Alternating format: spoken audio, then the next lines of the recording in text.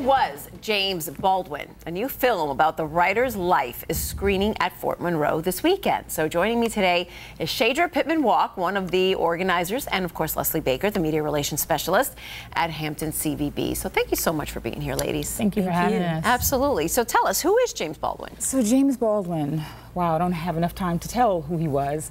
A prolific writer. A civil rights activist, someone who was unapologetic about who he was, all of the identities, being a black gay man, during the 1960s. Difficult time. Right. Talk about the relevance of how we've heard from the community so many correlations that we're starting to see in these days. Talk about the relevance. Well, you know, this film was done back in the 1980s.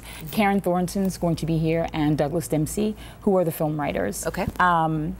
She actually wrote, produced, and directed the film. Wow. And so the audience will have an opportunity to speak with them. Barbara Ham Lee is going to moderate the film. And really the relevancy of this film is the fact that we're living in a time where people like Tamir Rice, 12 years old, are killed. We just had the terrible massacre in Charlottesville, as well as Las Vegas. And James Baldwin reminds us to talk about those issues that matter.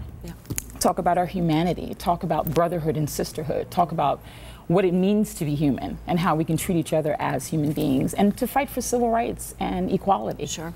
Leslie, talk about what it means for Hampton to host something like this. Well, it's definitely a big deal for the city of Hampton to be able to bring such, you know, a special project here. Right. We're very excited to have it, and especially on Fort Monroe. Absolutely. Sure. Fort Monroe, incredible. Why is it so special to have it at Fort Monroe? Well, Fort Monroe, I mean, I just have to say, let me just say who our partners are, because this is really amazing. So we have the National Park Service, we have the Sankofa Projects, we have WHRO Race, Let's Talk About It, we have Hampton Roads Pride, we have the Fort Monroe Authority, all who have come together, and we have the support of the CVB, all who have come together for this film. Fort Monroe, why is it relevant?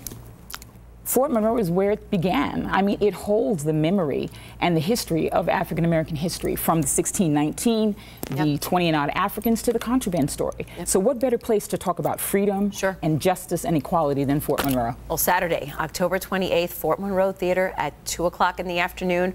Quite the lineup of partners. Absolutely, absolutely. Thank you for having us.